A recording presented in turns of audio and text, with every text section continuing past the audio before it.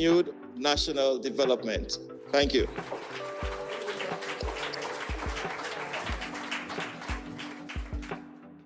Thank you, President Hilaire, for such a warm welcome. Additionally, I also want to recognize the consultant to the DDA, Ms. Jose Brown, who's also in our midst, who's also one of the speakers this morning. Thank you so much for joining us. In the interest of time, we are moving right into the next section of the agenda, which is a brief overview of the 2024-2025 budget from a micro private sector lens. Obviously, the budget makes account for, many provisions across many sectors: agriculture, infrastructure, waste management. However, and while many of these are interconnected, our approach today from the DAIC's perspective is to narrow on specific budgetary items or provisions which would have had impact on the private sector. So we recognize that there is true value in how we work together to bring this 2024-2025 budget to life. And people have been calling to ask, the 2024 budget, we're in 2025. We're about to have pre-budget consultations. Why is this important? And I think I've been like a stuck recorder for the last month and a half or so, just explaining the importance of evaluating and monitoring policies that are implemented, right? I mean, we have the sugar sweetened beverage tax, for example, which has been an ongoing discourse between the Ministry of Finance and many of the key retailers and manufacturers. Again, so grateful to for the presence of Josephine Gabriel here today, because this policy would have been implemented, and it's so important to ensure we go back, we analyze, and we assess whether the policies actually are meeting objectives they've been set to meet, and as well whether they've been effective. Okay, so I'm going to take one of these mobile mics and I'm going to go around. Can you hear me, everyone? Okay, great. Let's move to the next slide, actually. Okay, great. So within the budget, we narrowed down a few budgetary insights that specifically honed in on the private sector. So first, we're looking here at one of the key aims, navigating through unprecedented economic and social strategies within the strategic resilience. And you see many of these are highlighted: climate adaptation, building resilience in the face of globalization, and there have been many specific policies that have been implemented, targeted towards that. But key highlight is on fostering local entrepreneurship and innovation. And I'm so happy that we have the presence of key officials within the ministry, because there are specific policies that they've actually implemented for local entrepreneurs in Dominica. And Honorable Pinard will speak to that within the panel discussion. Fiscal proposals supporting health, education, and climate resilience. So we have seen investment in health infrastructure, with new clinics being established around Dominica. And as well, there has been specific investments made in ensuring that our public health professionals are also receiving additional benefits within their particular positions. Within education, there have been key initiatives to strengthen education through significant investments for human development. And from this perspective, we're looking both at the insights and the outsides, specifically because if we move to the next slide.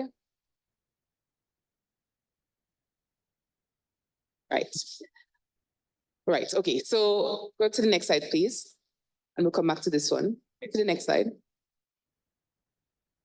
Right, specifically because with much of the discourse that we've had with the private sector, while there have been many efforts being made to enhance educational facilities, we're right opposite the Goodwill Secondary School, and we see that there have been significant efforts being made in restoring that school, and I cannot wait for the skills programs that are going to be launched within that particular institution. teacher training development programs, scholarships, financial aid. But from the private sector perspective, we've been hearing a lot at the DAIC about how that translates to job readiness, right? And so that is a key thing that definitely we want to take out from this to ensure that we can provide some kind of recommendations in regards to how we can translate educational investments to job readiness, right? The individuals who are going through the process actually job ready when they get there. So I have a lot of human resource managers, for example, talking about social skills, soft skills, customer service skills. So we have to start a discourse as to how we can potentially incorporate that in curriculum, right? So that prior to the departure from formal education, that these potential persons entering the labor force have those particular soft skills. Okay, so let's go back to the previous slide. Okay, as it relates to proposed budget allocations prioritizing health sector, and we see that there have been some bills that have been read last October, the pharmacy bill, digital health bill.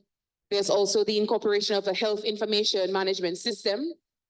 Specifically, however, to this particular fiscal proposal was the SSB tax. It was a sugar and sweetened beverage tax that was imposed in response to the high incidence of NDCs in Dominica.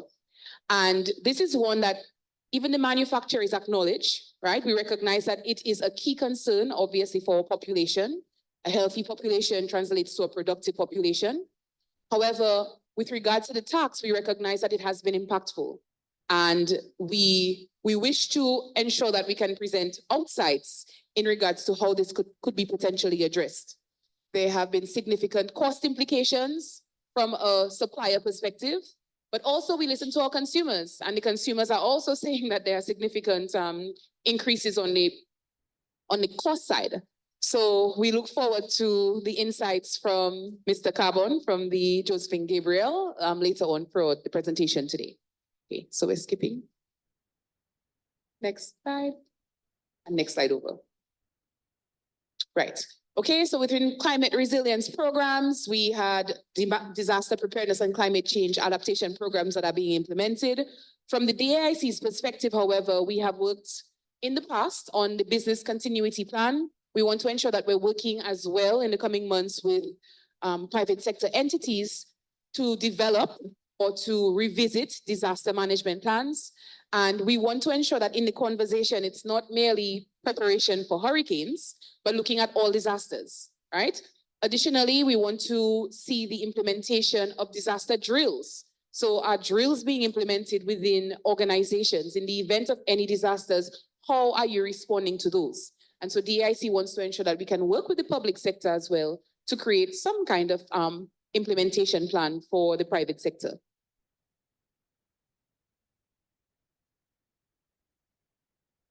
So this is a key one, the growth and development strategy here, because we know that we have significant developments that have been made with regards to the international airports. On the books, we have the Cabritz Marina, the Smart Cargo Port at the Donkey Beach Canefield, the Cable Car Company, the Cruise Village at the Woodbridge Bay Port, road networks, infrastructural development, digitization within the private sector, and that's going beyond having a point of sale system, right? And renewable energy efforts. One of the key concerns we recognize from the private sector is that the cost of doing business is quite high. And renewable energy is definitely one of the solutions to potentially addressing that. So we know that there has been significant strides made with geothermal, but we need to have better conversations in regards to the concessions that are available for the private sector, because they're there. But the question is there information failure? Is it not reaching the private sector in regards to how to access, how to qualify? Importantly, I myself can attest to the establishment of the Public-Private Sector Collaborative Committee, and we have a few members here in the room as well. And this came from the National Budget Address, from pre-budget consultations, where a private-public sector committee has been established, where we have representatives both from the private and public sector who are working towards 11 key notions. So the Prime Minister has iterated that there are several key challenges that need to be addressed within the national climate. And we are prioritizing, trying to go through, creating our framework for the committee, and importantly, looking at strategies to address these. So obviously, we'll be coming back to you in the coming months with what our progress is on that particular notion. Water access charges, that was another key thing that came from the 2024-2025 budget. Actually, you would have recognized, we would have disseminated surveys over the last month to gain insights in regards to how this has impacted your business, right? Members have been calling us, obviously, because they have seen increased charges as it relates to the water access charge. So for example, and I'm giving examples so that you can actually understand how it affects businesses. So we have two businesses, for example. We have a large business, right? And for those, let me just backpedal a little bit to provide some context. The water access charge, obviously, we should all know about it. But for the private sector, the charges were outlined as $175 and $800 for larger businesses, right? But it's based on revenues. And so we have an insurance company, for example, whose monthly bill is on average $150. But based on revenue, the additional charge is $800, right? So that's a significant increase for them. And we have companies that are consuming a lot more water, right? They may be manufacturing, they may be actually producing, it may be a doctor's office, it may be a car wash. And potentially, based on the size of revenues, they may be paying much less, right? And so from those insights that we've gathered, we have come up with a proposal. And obviously, we've sought feedback from the private sector as well. And today, it will also be presented for more feedback prior to sharing with the ministry. However, we definitely want to ensure that we're presenting something that's more equitable, right? Something that's more fair across all consumers. So some of the key outsides, some of the things that, from looking at the private sector lens, we recognize needs to be implemented. Private sector waste management practices, right? And this is a key concern. I think probably Jose might even touch on this because while for the larger businesses, this may probably be something that they've already practiced. I mean, we drive through the Roseau City and we see the garbage disposal. And so this is something we definitely want to address pre-budget. Additionally, cost of doing business. So this was highlighted in the 2024-2025 budget, tax administration. So we want to understand tax administration. We want to look at duty imports and charges, renewable energy concessions, and as well the revised water rates. And lastly, we know that there's a lot happening in the trade environment globally, right? And so understanding the implications within the trade environment, how are we as a nation responding to those? So just going on here, with regard to the key outsides, it's necessary for us to ensure that we can define the waste management problem. And by doing that, potentially we can consider a waste management strategy. Next.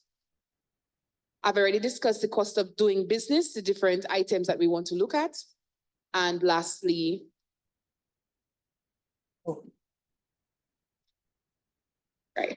trade implications and all of the tariffs that are being imposed. Like I said, I was keeping it brief in the interest of time. So I'll ask, are there any questions?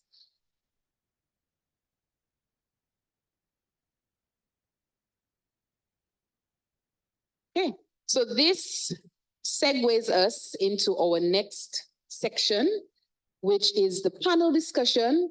And again, the objective was really to ensure that we could refresh some of the key policies coming from the budget that would have directly impacted the private sector, okay? And so panel discussion this morning, we have three esteemed panelists who are joining our discussion. And I'm so grateful that we can have representation by both the private and the public sector. So with us this morning, I will invite our panelists to the front. And each of them will be providing insights from their own perspective, right? We have the Minister of State, Honorable Darren Pinard, as well as Mr. Brenton Hiller, esteemed insurance manager, and as well the president of the DAIC, and Mr. Davidson Anthony Edwards, who is the co-founder of Shop DM, but as well has gone on to launch a new product. So I invite the three esteemed gentlemen to the front. Let us make them feel welcome.